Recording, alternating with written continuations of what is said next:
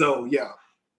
So Elizabeth, or are they calling do Liz, Elizabeth? What are you comfortable going?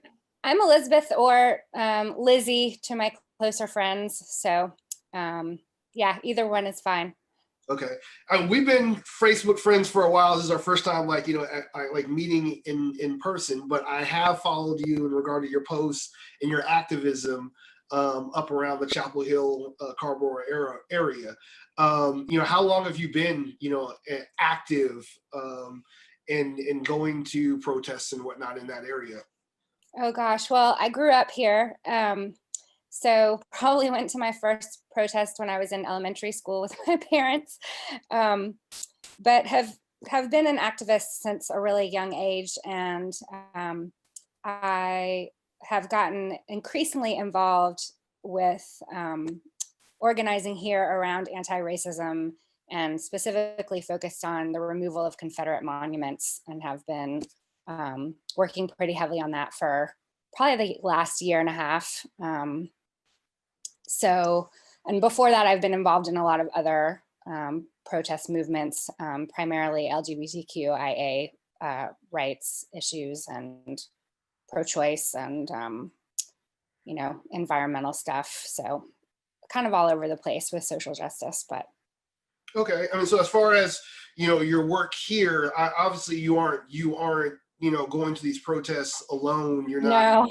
No. So I mean, so as far as like coordinating what groups you're involved with, like how have you organized in regard to this resistance that you've been facilitating over these past couple of years? Well, there's a whole bunch of different groups working on this, which is great. This is a really strong area for activism and a really strong area for collaboration among activists, which doesn't always happen in communities.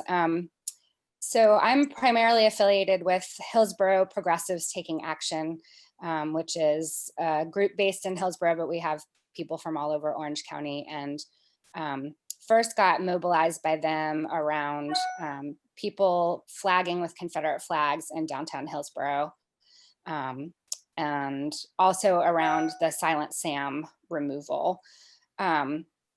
So I think that we just, and I don't know, I mean, it's sort of hard to explain, but I'm just, I'm hooked in with a group of folks who just identify as anti-racist and anti-fascist, and we collaborate with a lot of other community groups. There's Chatham Takes Action, which is based in Pittsburgh, and then in Alamance, there's a bunch of groups. There's People for Change, Alamance Alliance for Justice.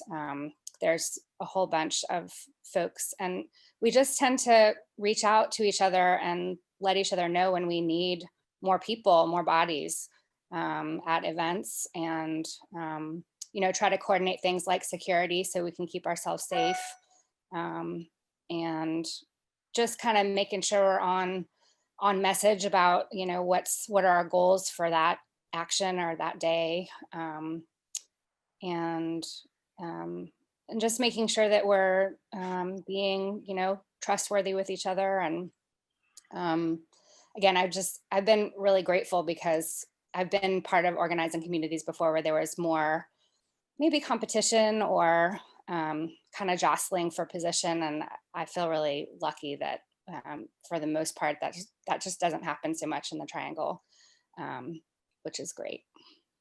So tell me a bit about the area, that you're protesting in the history, because obviously if you've been embedded for a while and you're familiar with, North Carolina, in general. Yes. What you know a bit about what you're walking into whenever you deal with these circumstances and these situations. This isn't just a fluke, experience that you have. No, I would say, white supremacy has been alive and well in North Carolina forever. And I think there are definitely pockets where there are very active groups of white nationalists who collaborate with each other, who represent different groups, and who target certain communities at various times. And a big flashpoint for them has obviously been these Confederate monuments, which has been a flashpoint for us too. And, and it's interesting because they're always telling us to go home when we come to protest, but a lot of them aren't even from here. Like folks come from Virginia and other states, and which I find a little bit hilarious. And I would say that they have, pretty deep roots in North Carolina and in the Southeast in general. We deal with people in Alamance, there's a group called Act Back, which is Alamance taking control back of Alamance County. And they formed around being anti-immigrant basically a few years ago. And they're definitely a big force in Alamance kind of against progress and change. We also, in Alamance, there's also an incredibly racist sheriff, Terry Johnson, who's been sheriff for 30 years, who's a collaborator with ICE, who just has a real history. He's been investigated by the FBI for racially profiling Latinos.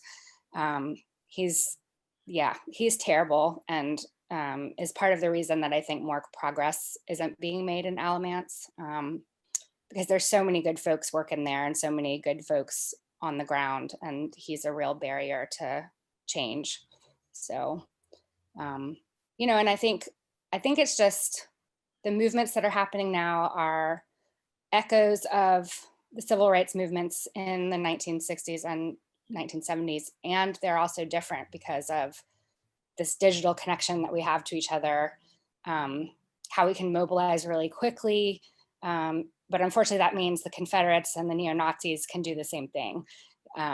So we do a lot of trying to stay one step ahead of them. Doesn't always happen, but.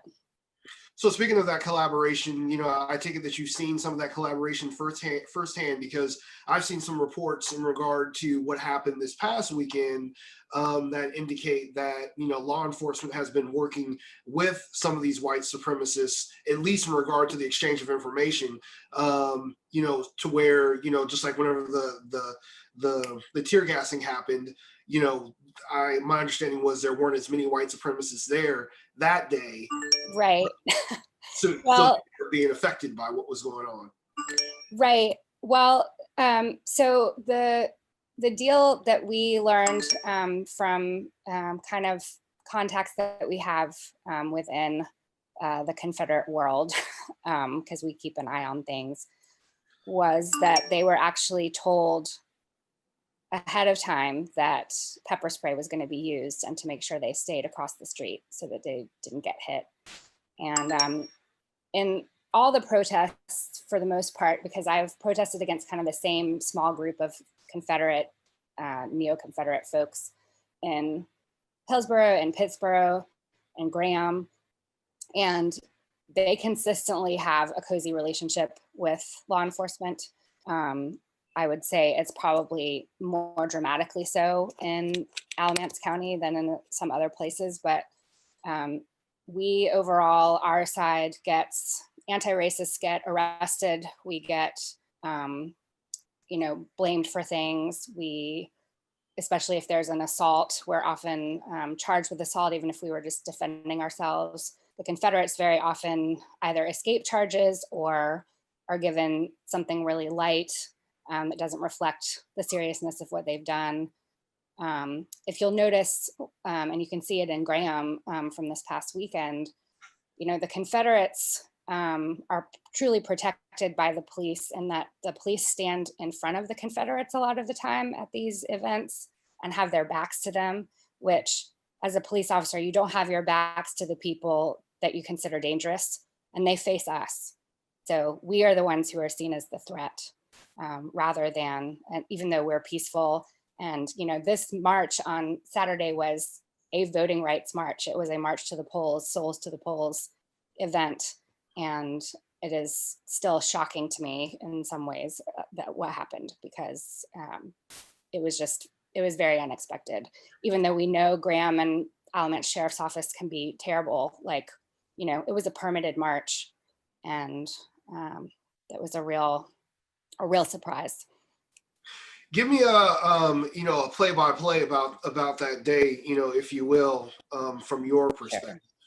Yeah. So that morning, we gathered at a local AMA church and had, a few little, some speaking.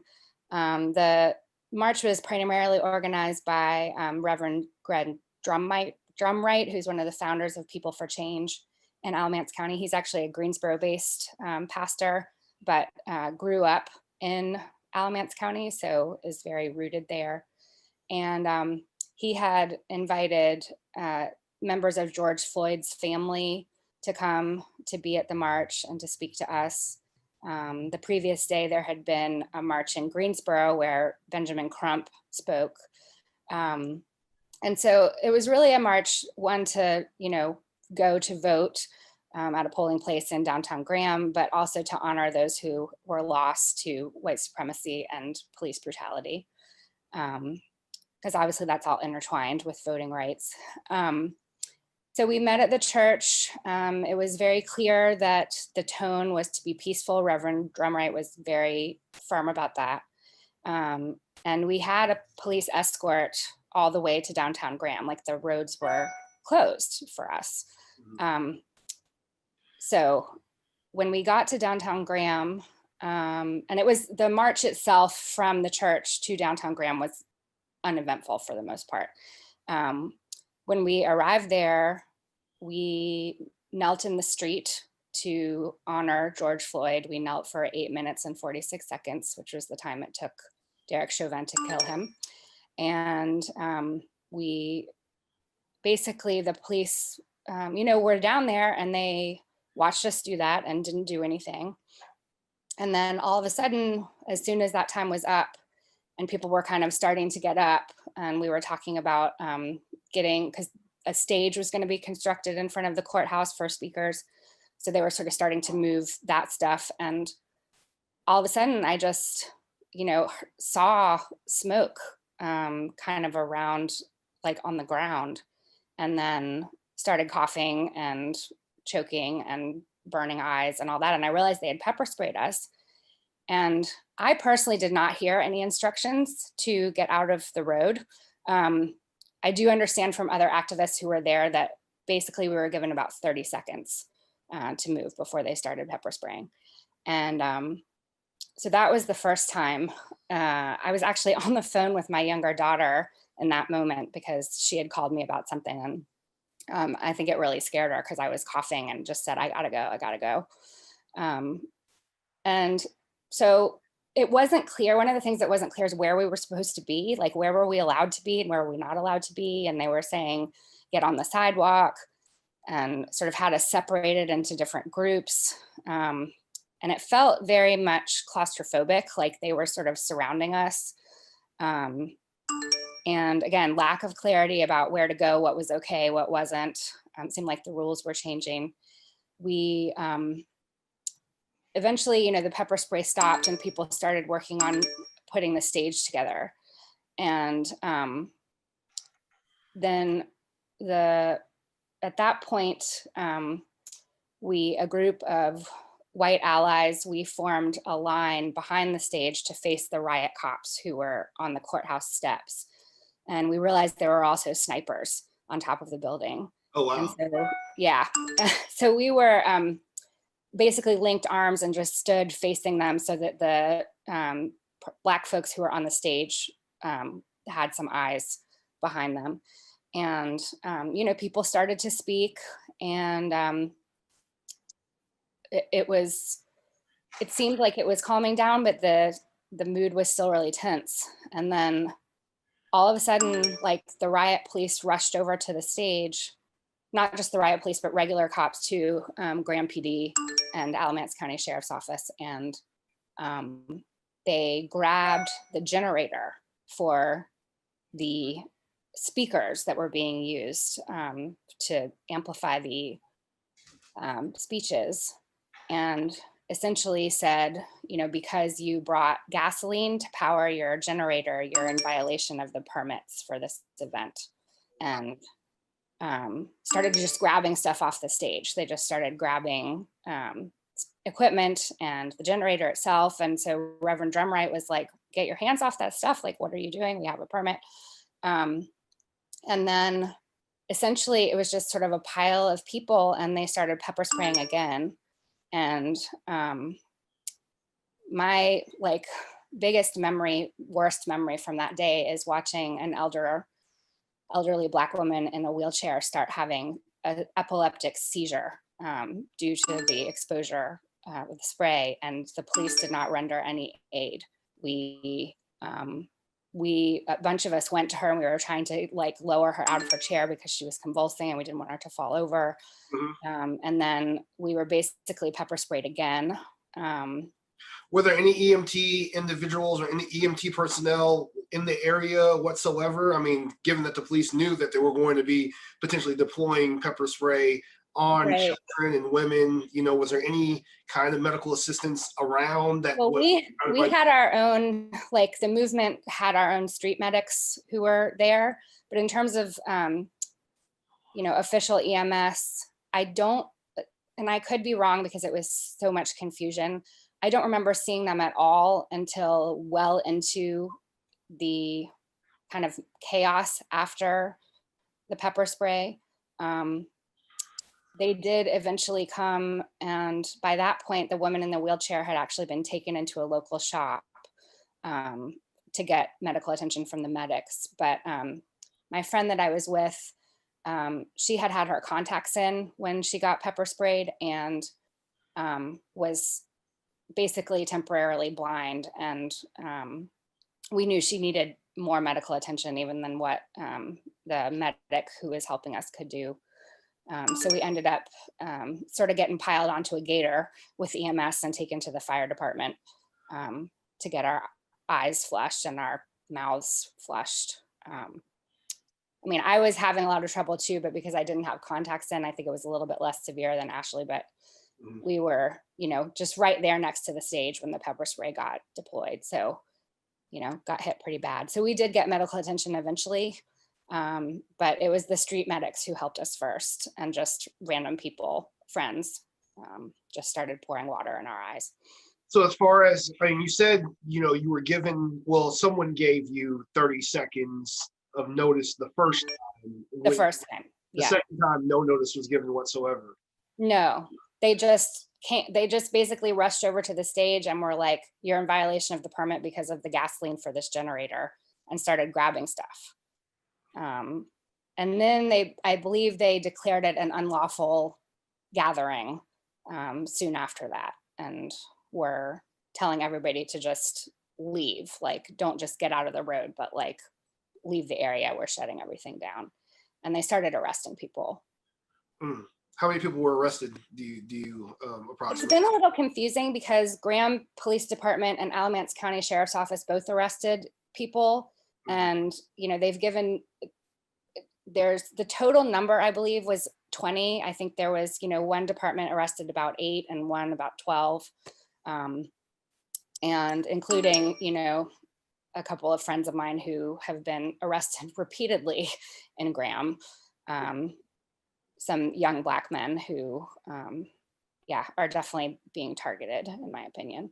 You know, one was arrested essentially for saying, you know, policing is a racist institution. And that was, and then he was told he was resisting arrest somehow because he tried to walk away on the sidewalk. It's just stuff that's really egregious. It's just really egregious. And, you know, there were little kids at that march. I mean, I have a comrade whose children were both hit with the pepper spray and, you know, vomited and were sick afterwards. And, you know, and these are little, I mean, little kids, not like teenagers, but little ones. And I was just, again, just appalled that they would deploy pepper spray on a mixed age crowd like that with so little warning. You know, and they've claimed in their press conferences they didn't hit anybody purposely in the face with the pepper spray. That is a lie. I was right there when they sprayed people in the face. So that's not true. And, you know, when they say they sprayed towards the ground the first time, I mean, that meant it hit little kids and people in wheelchairs, people who were sitting down first. So that really wasn't like some great option that they were exercising. I don't know if that makes sense, but No, that makes complete sense. I mean, you're shooting down. That's where, the children are, because yeah, we're to the ground, and exactly. for the elderly. Yeah. So is there any action, being taken as a result? I mean, ACLU been contacted as far as like, violation of rights? Because I assume, because people were marching to the polls, that day, some people had the intention of voting, correct? Yes, many people. Yeah, because it was the last day of early voting. So people wanted to go before election day. And we, yeah, we were on our way to the polling place. So we, I know that Josh Stein, who's the state attorney general, was informed about the issues. And initially, I think kind of without talking to the organizers of the event, decided that it had not been a barrier to voting, but he's shifted on that once he talked to Reverend Drumright and some other people who are actually on the ground there. And actually last night, the ACLU has brought a lawsuit against Graham PD and Alamance County Sheriff's Office for voter intimidation because of what happened, as well as the Lawyers Committee has done the same thing. So that's a big deal. That's a strong response. We are also, there is a march this afternoon in Graham that will finish the march to the polls, because we don't want to be deterred from, getting the folks to the polls who were going to vote Saturday and couldn't. And also just as a show of, we're not going to let this scare us from exercising the franchise or from gathering. And that's, because it was just crazy. I mean, a bunch of us went down to the jail because so many people had been arrested just to do jail support. And, they arrested a woman for starting to sing a freedom song over a megaphone. I mean, this is how absurd. And they, charged her with like inciting a riot because of that. These are just, they had their dogs out. They had, it was just massive intimidation. Especially considering the racial history of the use of dogs. It's just appalling. And Graham and Alamance County really need a reckoning. What are the next steps? I mean, you said, you're going to continue to organize, you're going to try to coordinate. I mean, voting ends today, obviously. Right. So, what are some of the key issues moving forward that you plan to, march on, protest against?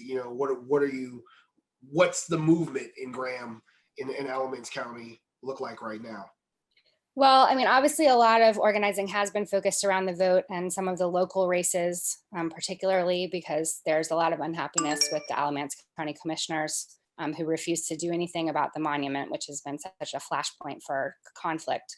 I would say that we will continue to pressure local government about the monument because it is a thing that draws violent white supremacists, and it is a symbol of hate and oppression that doesn't belong in the public square. And, we've seen other communities across North Carolina and across the South taking down their Confederate monuments, and it's time for Graham to do the same thing. And so we're going to keep the pressure on about that. And, obviously there's a big need for a cleanup of the police department and the sheriff's office.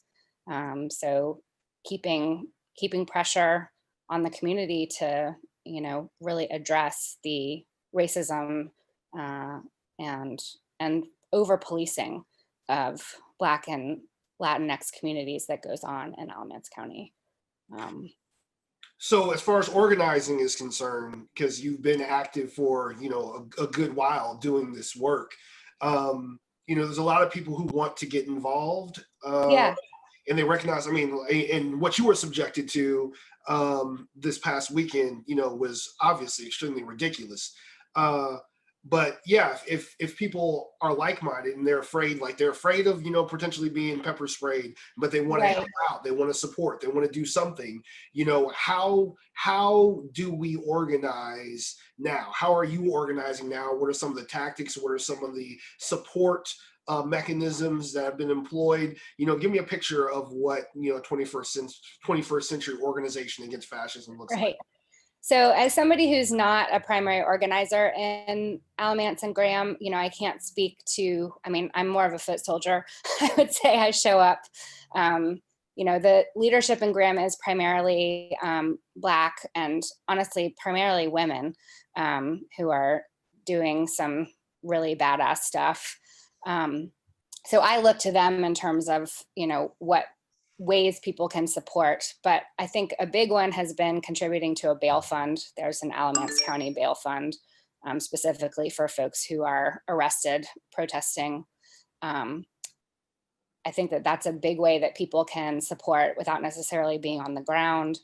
I think also just spreading the word about what's happening, because, this time in Graham, we've gotten national attention, but there were months and months in Graham of clashes that, even people over in, Mebane didn't necessarily know were happening. And so I think the word of mouth, speaking the truth about what's going on, pushing for change in terms of, elected officials. Voting is a huge thing, although we're done with that as of the end of today. I know another flashpoint in the community is Terry Johnson's collaboration with ICE. So continuing to keep pressure on the sheriff's office to end that collaboration. And I think in terms of, structure of organizing, Alamance has a whole bunch of different groups organizing, and they work together really well, and they draw in support from other communities. So I think that's going to keep happening. I don't know if I'm answering your question, but, I think a lot of our organizing is obviously digital. So technology has really made it so much easier to collaborate across communities and to build relationships with people, even if we're not in the same town, which I think really helps with, having numbers. And, I think the other thing that I would say is it can be frustrating as an activist to watch people just talk on social media about how horrible this all is. But they never show up for any of the actions, or they don't, volunteer to do anything else. And I think that kind of like armchair activism, while it has its place, is not helpful in these situations where we really have a flashpoint of conflict.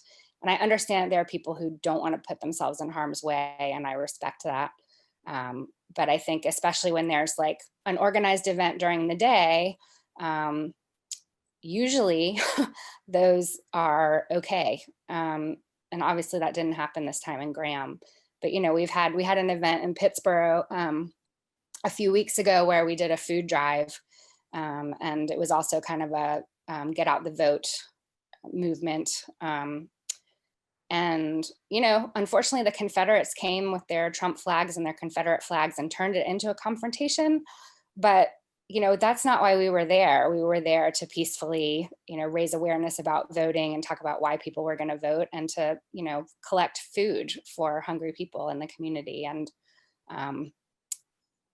that day was cool because the Confederates were out of control, but we kept the focus on why we were there. And we had a lot of people from Pittsburgh come and donate food, and it was really, really amazing. So, I get that people are afraid, and there is always going to be a risk in coming to an action. And at the same time, we can't do this without bodies, and we can't do it without people. So, I just really encourage folks who have wanted to get involved but aren't sure how, to just, you can just start following all these groups on Twitter, and, everything that we're doing in terms of actions and organizing. Not everything, but, when we're going to do an action, it's out there. And we welcome people who are committed to anti-racism and anti-fascism to join us. So as far as digital, awareness is concerned, in order to be involved in some of these actions that are taking place, what would you say some of the top three, resources are that you rely on to be informed, to be involved, and to be engaged? Well, personally, I'm a big fan of the app Signal Okay. because it is much more secure than other messaging apps or than text. So that is a huge resource, I would say, for organizing communities because it is encrypted and, just more secure. Because unfortunately, whenever you're doing this work, there are going to be eyes who want to know what you're up to and not necessarily friendly eyes. So a lot of organizing happens on Signal. I would say, honestly, Facebook and Twitter are big places for, especially finding out about events, where, when, how, getting the word out to people. And I also think, honestly, we do talk on the phone. It's not a lost art. And and honestly, with the pandemic, we've been doing some meetings over Zoom, stuff we would have done in person before. But in some ways it's cool because it enables people who don't necessarily live near each other to still collaborate. So that's been cool. Okay. So what are some of the obstacles that you anticipate you're going to continue to be up against, in regard to activism in the Alamance? As for not, I know logistically you're constantly dealing with, white supremacists, law enforcement, but, what are some of the resources and things that you would like to continue moving or fighting forward? Well, I think that, Alamance, like many counties in North Carolina, has its pockets of, relative wealth, and then its pockets of poverty. And like many communities, the residents of Alamance who tend to be the lowest income are Black and Brown folks. And I think that there's a lot of obviously systemic racism going on that contributes to that, and a lot of segregation. There's stuff that's big picture, like making it easier to borrow to buy a house, making it easier to access healthcare or higher education. All these progressive issues, directly affect Alamance. I think that a specific thing too is just, well, gosh, there's so much. I think that we will continue to face, if not apathy, then, well, some apathy, but I think some antipathy too, because there are folks in the community who just want all of this to go away and who wish that we would just kind of stay out of downtown Graham, and I think they wish the Confederates would stay out of downtown Graham too, but they just sort of want it all to disappear. And I think that attitude is pretty prevalent in the US in general, where people just don't want to think about these kinds of conflicts. They don't want to be uncomfortable. And I think people's fear of discomfort keeps them in this place of neutrality, which is not really, I don't understand people being neutral at this point in American history. And I think, unfortunately, we also run across a lot of both sidesism, where we have people in the community who say, well, both sides are equally bad. Both sides are equally disruptive. Both sides are, Antifa people get called terrorists all the time, stuff like that, where it's really a false equivalency completely. But I think that attitude is very widespread, and I think it often gets covered that way in the press.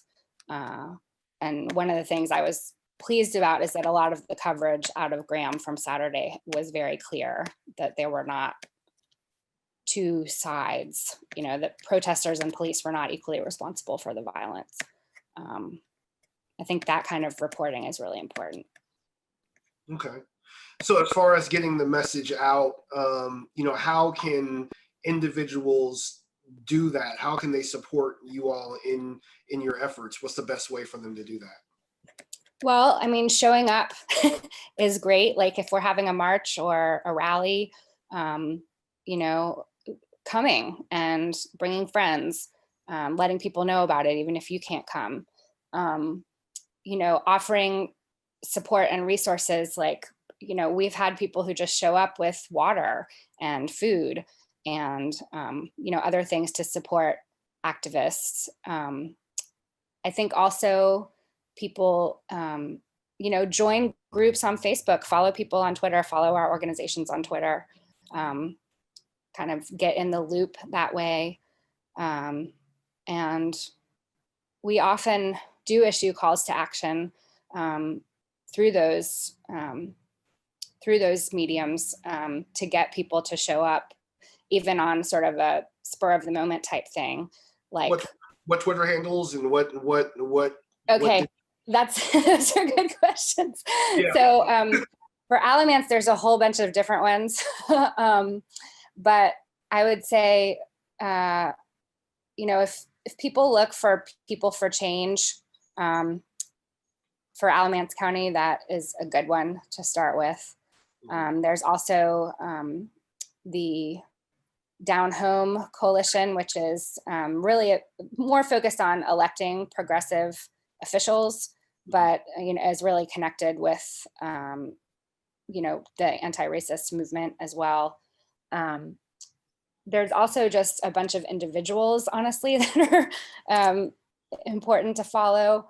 But I think kind of starting with those two places, the Down Home and People for Change, are good spots. And honestly, I mean, Hillsborough Progressives Taking Action and Chatham Takes Action are also heavily involved in stuff in Graham as support. And so we are always talking about stuff that's going on too. So joining one of those Facebook groups or following on Twitter, I think it's a good way to just start learning the landscape.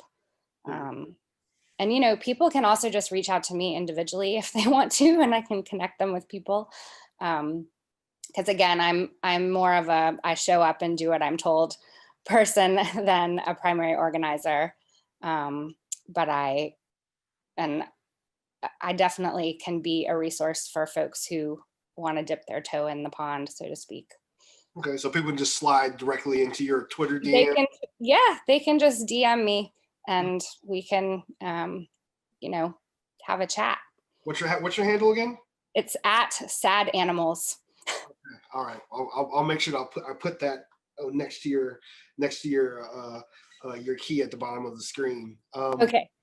So, with all that being said, I like to draw parallels between, you know, this, I mean, you did yourself, between the civil rights movement of yesteryear and the civil rights movement, you know, of today.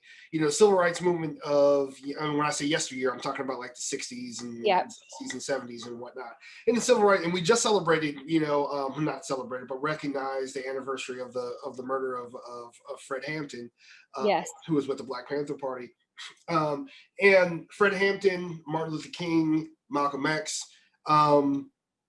numerous civil rights leaders, numerous individuals who have been at the forefront of the civil rights movement in the past, you know, have faced, you know, intimidation, death, you know, and whatnot. And that was by design, you know, by eliminating these individuals, it becomes a demoralizing, you know, act that undermines, you know, undermines the movement as a whole. How do you see political activism avoiding, you know, building those leaders to be torn down now?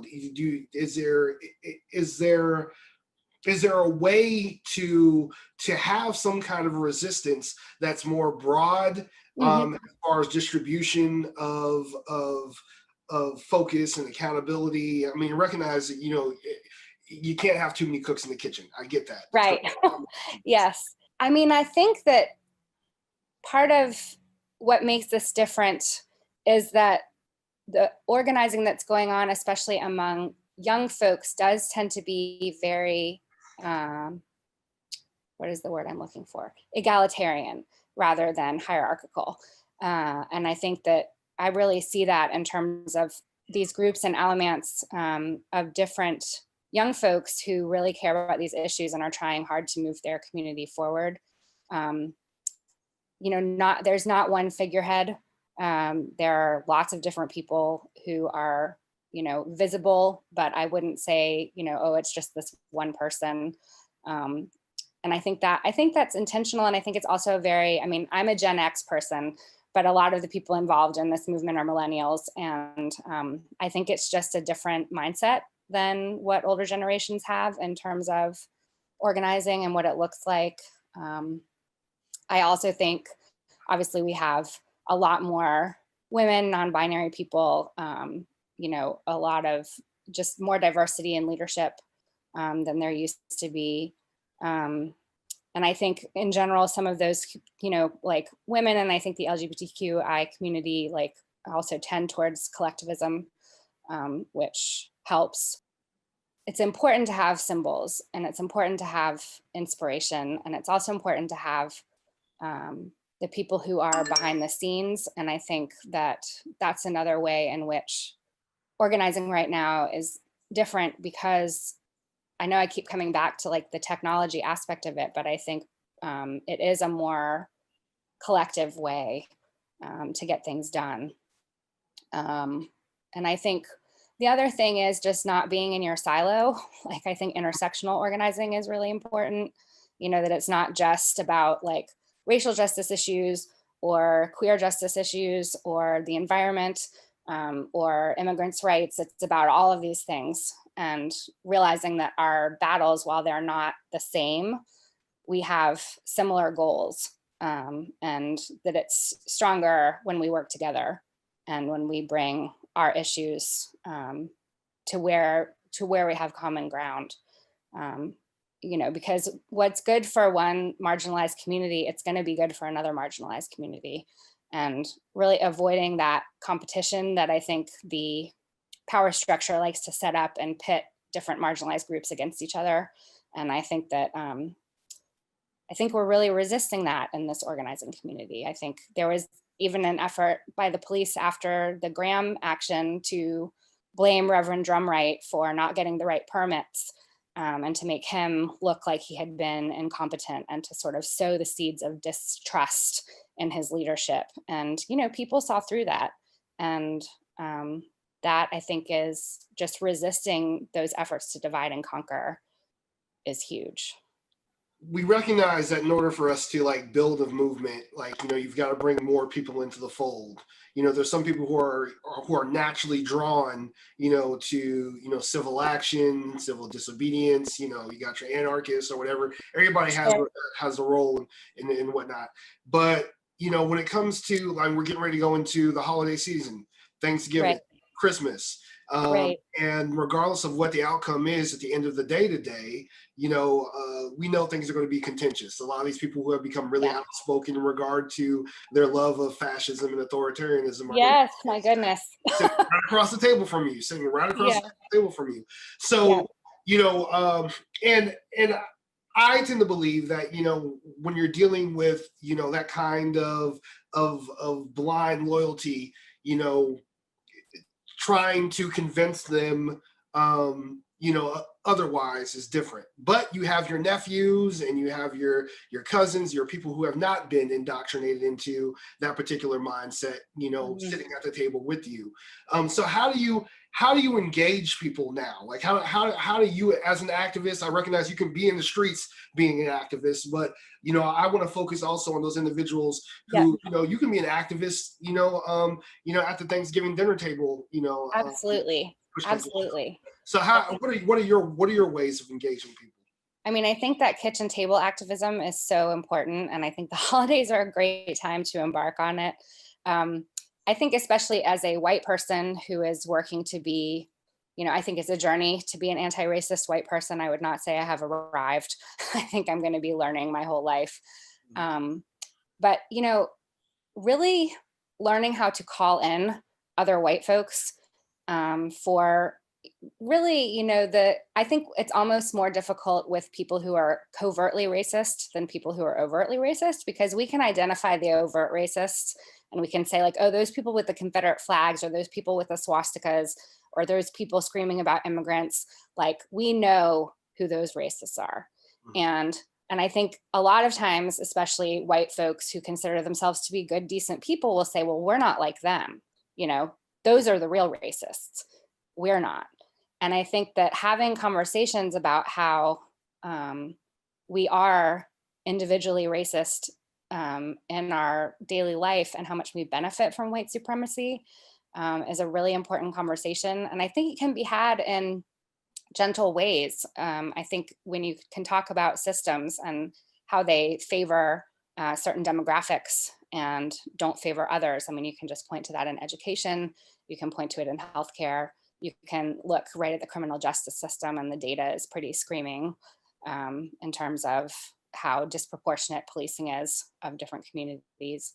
I think also there's more awareness that I have since I've been on an anti-racist journey about microaggressions and how they're not okay. Like, just because it is this covert kind of offhand, oh, I didn't really mean it thing, that it needs to be addressed. And as a queer person, I have certainly had to address microaggressions related to that in the past from family and friends and acquaintances. And I think that a conversation that starts with questions can be really helpful, and kind of ask people, well, why do you think you feel that way? Or where do you think you learned that?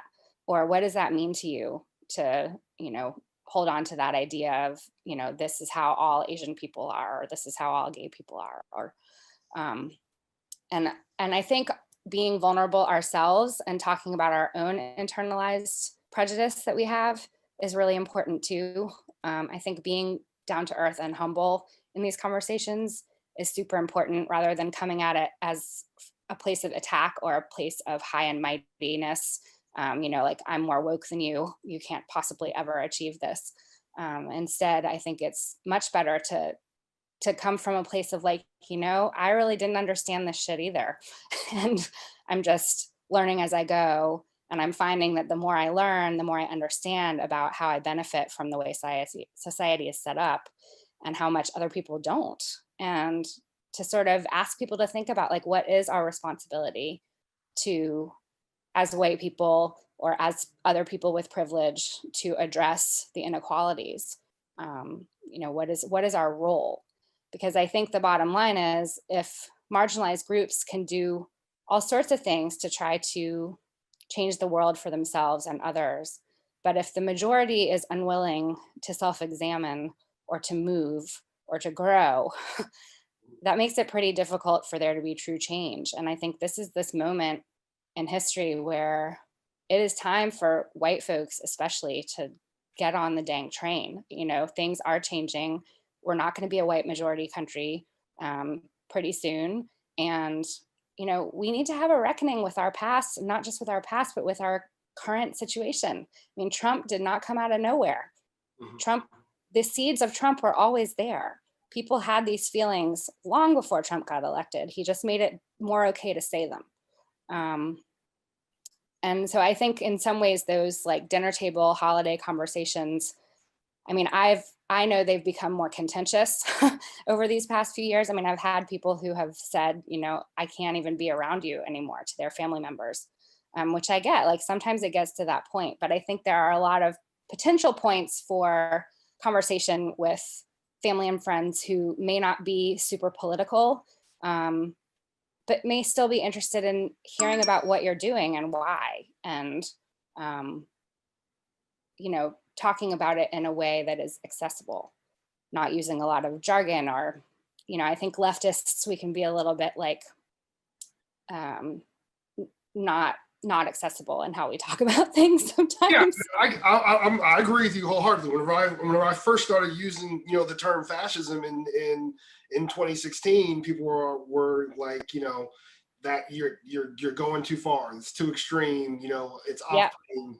It's like, these words exist for a reason, and if we don't use, I guess that's the paradox now, is like, you want to be anti-fascist, but you even anti-fascism, Antifa, now you're part of some mysterious shrouded. Now you're part of this group that, like, which is hilarious to me, because people act like Antifa is a group where people have membership and like there's leadership structure and all this. And it's like, that is absolutely not how it works. Like, anybody can be anti-fascist. Like, shouldn't we all be anti-fascist, really? Yeah.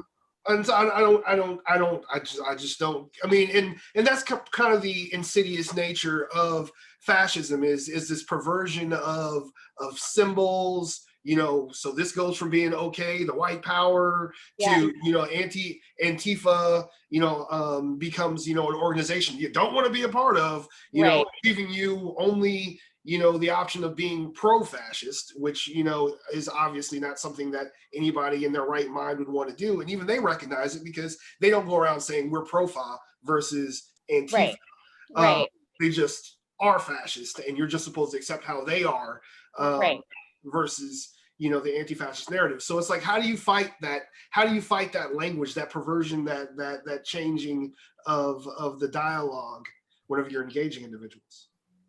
Right. I think there's become this normalization of fascism over the past 4 years. And I think, we've seen it in other countries as well. There's been a big swing back to the right, sort of globally. And I think that it's almost like, I think of the image of the frog in the boiling water. Like, the frog doesn't realize that he's getting burned, cooked to death, until it's too late, because the water started out cool. And I think that a lot of people really haven't paid enough attention to how fascist beliefs and motives and rhetoric is shaping our discourse right now. And I think that there is instead I think what I hear people saying a lot is they want people to be decent and civil. There's a lot of focus on, like, make America kind again. Let's be civil to each other.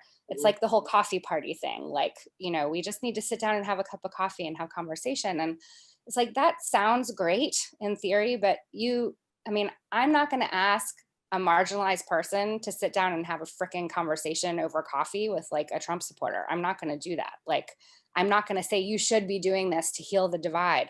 Like, personally, I'm not interested in healing the divide with fascists. I'm not. I'm interested in them going away and not being part of our civil life anymore. And that I'm interested in it becoming so unacceptable to be a fascist that they go, back into their holes. But that's not where we are right now. And I think that Antifa as a movement has been super demonized, as has BLM. As being these radical, even terrorist organizations, which is this really clever propaganda from the right that discredits organizations that are honestly about human rights. Like, that's what anti-fascism and that's what Black Lives Matter is about. It's about basic human rights. But we get called Marxists, and they raise the specter of, like, the Red Scare of the 50s. It really reminds me of HUAC and some of the garbage that went on back then. And it is, I think it's really important to name it and not let it be normal, and not let it be normal that, we can't trust the CDC right now, or not let it be normal that our president issued a proclamation saying we couldn't do diversity training anymore in workplaces, or not make it normal that, like, his administration is making it okay for, religion to be foisted upon us in the public square. I think these are all things that are part of fascism. These are part of authoritarianism. It's trying to tell people how to think. It's It's trying to tell people how to live.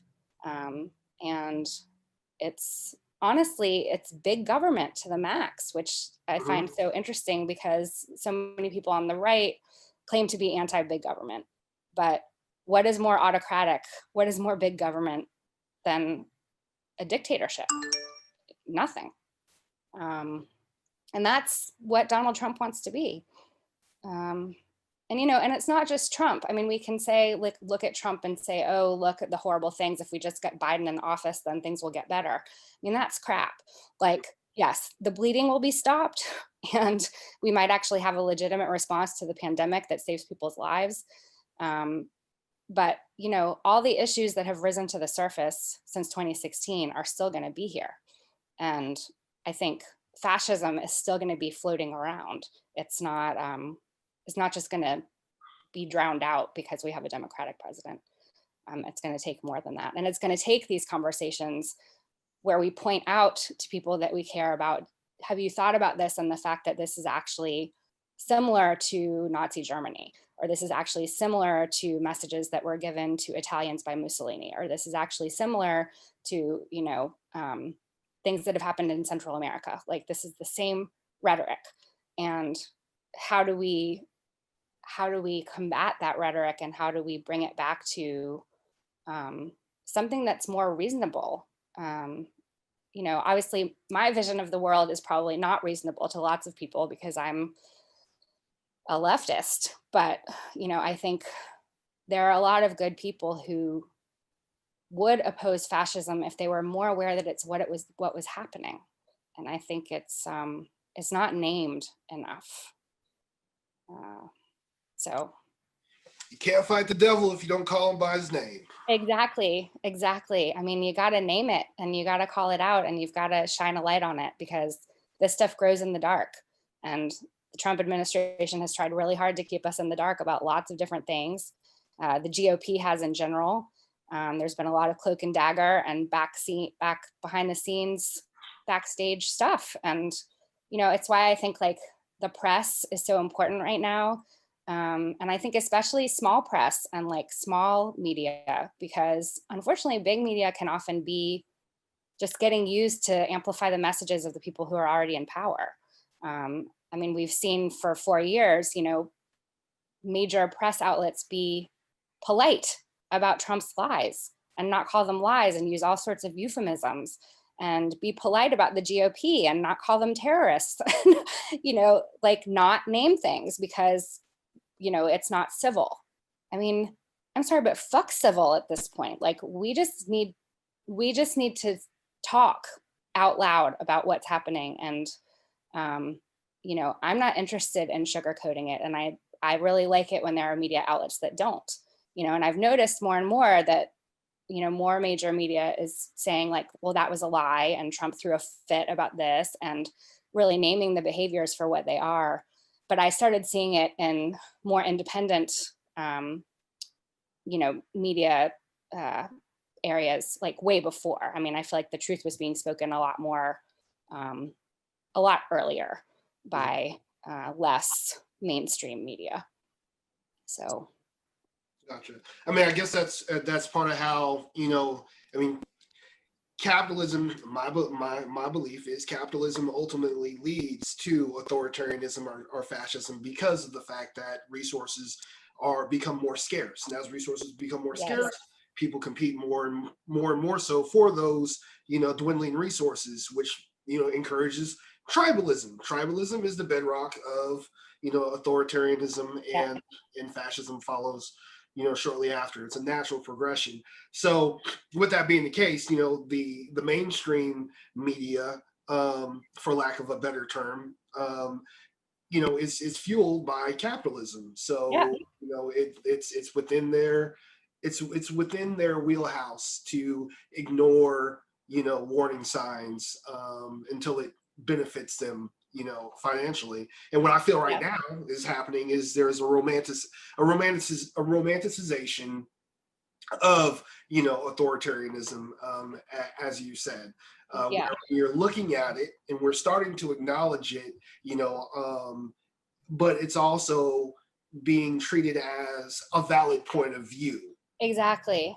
Exactly. It's that, it's again, it comes back to that both sides have a point. There's good people on both sides, you know, and it's like, no, I mean, being fascist is not good.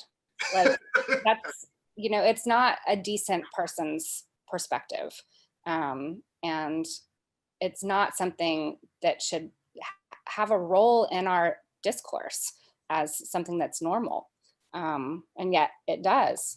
And I think, you know, I think it also has really, I think that the other issue about capitalism is its reinforcement of the class divide, but how clever the powers that be have been in this country to exploit fissures within the working class. Um, you know, they've been doing it really successfully. The GOP has, to chip away white working class support from Democrats. And I think it's been set up again as this scarcity model, you know, which is what capitalism is about, as you said, is this competition for resources.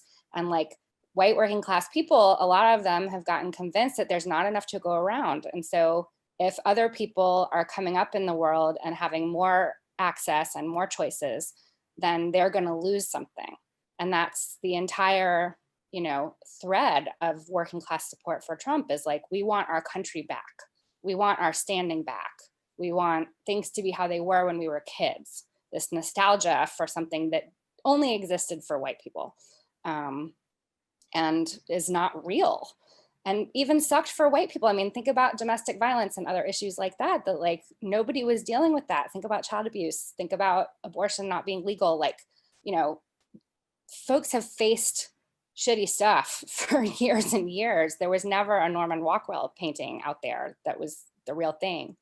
But I think I totally agree with you that I think the way that our resources are distributed turns it into, you know, a jockeying for position all the time. And if you have more, then I automatically have less, instead of seeing it as like, you know, we can all rise up together. That, you know, what's better for the person across the street is also going to be better for me. You know, I think looking at it like a pie where there aren't enough pieces to go around is kind of classic capitalist mindset. And I think that, you know, we have such wealth in this country. There's plenty for people. It's just a matter of how we distribute it. So I agree with you, Elizabeth. I agree. I agree. But, you know, without scarcity, we can't have capitalism. Without scarcity, we can't compel people to buy, you know, new cars and TVs. better houses, and I know. We gotta create. We gotta drive them. You gotta drive them somehow. It's right. It's right. And yeah, I mean, until we can figure out economies that don't work that way, and I know a lot of communities are doing that and creating their own small economies, and I think that's a wonderful thing and a way. Socialism. Yes. Well, yes, proud socialist right here. So socialist. I'm gonna do that. That's scary. Yeah, socialist, Marxist, communist. Yes. Again, the fear of the communist planet.